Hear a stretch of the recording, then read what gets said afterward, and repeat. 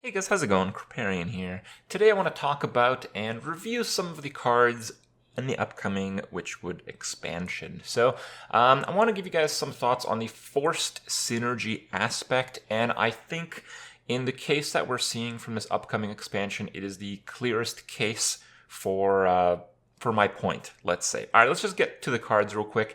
So we had 4 cards revealed from like a developer type of introductory video to the odd and even deck mechanics. And all the cards I'm going to show you guys today have to do with this mechanic. So here we have Glitter Moth. It's a priest card. Importantly, it's an epic card. Okay, this is an epic card.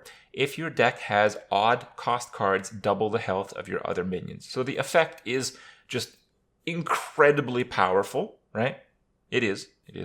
But if you don't meet the requirement of having odd cost cards in your deck, well, this card is not so good because it's a 5-mana 4/4. So you never play it. So basically, you'd only play this card if you can meet that condition, if your deck works out that way, and if you have the legendary card that enables your hero power to be altered if you have odd-only cards. And it's an epic card. So you're only playing it very specifically in exactly that deck. All right, pretty good card if you are playing that deck type, but useless if you're not, and it's epic. All right, okay, cool. Next card, Druid card, Gloomstag, 5-mana 2/6 taunt beast. So overall, it's garbage if you don't meet the requirement of odd-only cards. So if you're playing odd Druid, this is a 5-mana 4/8 taunt, which is ridiculous. But we have to keep in mind, Q-Block is going to be sticking around, which means it's still going to be a silence-filled meta. And this is not just a taunt that's being silenced, it's a stat-buffed taunt that's being silenced. So even though the card is on a ridiculous power level, it might actually struggle to push the meta out because so many people are going to be running hard removal, and silence. So we'll see. I'm a little bit optimistic about that because Druids have a lot of taunt, and the counter to silence is just playing, well, a lot of taunts. So that might work out pretty well anyway. But again, the point is the same, just as the last card. It's ridiculous if you meet the requirement, which means you need to have another specific legendary card, which means, yeah, you need to have this as well to support it. And it's an epic card, and it's a class card, and it's a very, very specific card that can be played. Mage 1, I think this one is pretty good.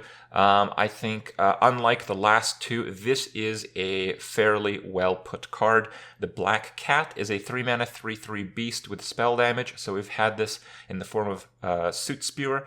It's a common card, which makes sense because, well, you might not be playing Odd Mage, right? But if you are playing Odd Mage, you get to draw a card. That's actually pretty good. This I think is a good card because it's good if you. Well, it's not good. It's fair. It's a fair card. It's a playable card, especially in Arena. Even though none of these cards are going to show up in Arena, it's a playable card. Decent power level if you don't meet the requirement, and if you do meet the requirement, it's pretty good. It's a very specific deck, but it's a common rarity, so it's not too bad. So I like Black Cat, even though I think Gloomstag is a lot more powerful. Black Cat is still quite powerful, and I really appreciate the fact that it's a low rarity card. And then we have Murkspark Eel, which is a 2-mana 2/3 Shaman Beast. If you don't meet the requirement, it's a River Crocolisk. Have you seen River Crocolisk lately? You haven't. How about that? But if you do have even-only cards, this does 2 damage to whatever you want. So it's like a mini Fire Elemental. Well-statted, high-health 2-drops are generally better for Shaman because you're trying to push board control. I don't think it matters that it's a beast, but they're all beasts, so whatever. That's kind of the theme, I suppose. Anyway, pretty good card, but again, it's not common, but it's not epic, so okay, this is not too bad. Rare quality, but you have to be playing Shaman, you have to be playing even Shaman, and yeah, even Shaman means upgraded hero power. Upgraded hero power Shaman, it can be good, but I would say it's really tough to make that work. Can be good, we don't know anything from the upcoming expansion outside of like 9 cards or 10 cards by now, so it could be good, who knows, but certainly doesn't look too promising on its own. And we also know that there's going to be a card like this with an even or odd requirement for all the classes. So we're going to have basically 5 more of these cards, these type of cards.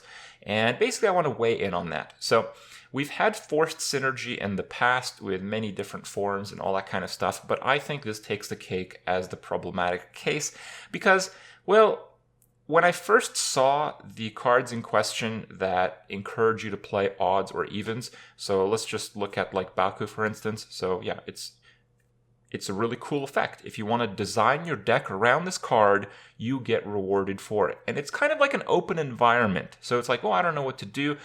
Look into like all the different minions that are possible and really get some cool deck building and options going, right? That's just really cool, basically.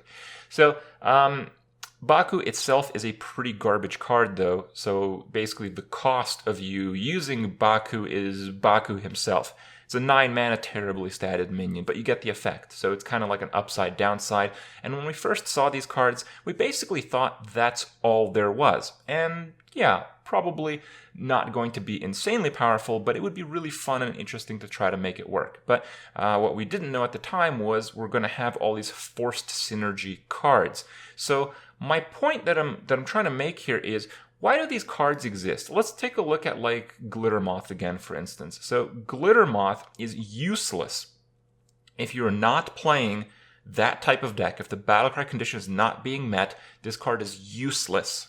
It's priest only. You need to have the other legendary card as an enabler, and it's an epic quality card. So, you know, that like very rare time where you open a pack and get an epic, you might get this, right? And let's just say that Glittermoth is like the meta-defining card. Let's say that's like the best card ever, and you're like, oh my god, I got Glittermoth. That's one deck it works in. Just one. It's an epic card that works in a very small slice of one particular class, right? So the usefulness of that epic, even though it might be the best card ever, is very narrow. So why not just make the cards that enable this type of deck, like why not just make Baku not terrible? So instead of having to forcefully support the synergy that Baku tries to push, why not just make Baku like, I don't know, like a 3-mana 3/4 or something? Just like a playable card, right?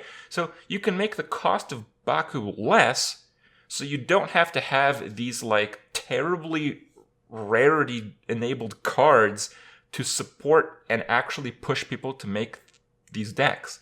You really don't need those cards.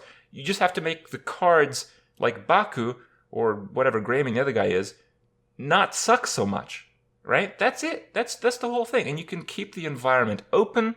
You can, you know, have full creative freedom with the cards that you want to make. People won't be upset that you know, get like epic cards that are almost completely useless, even though they might be powerful.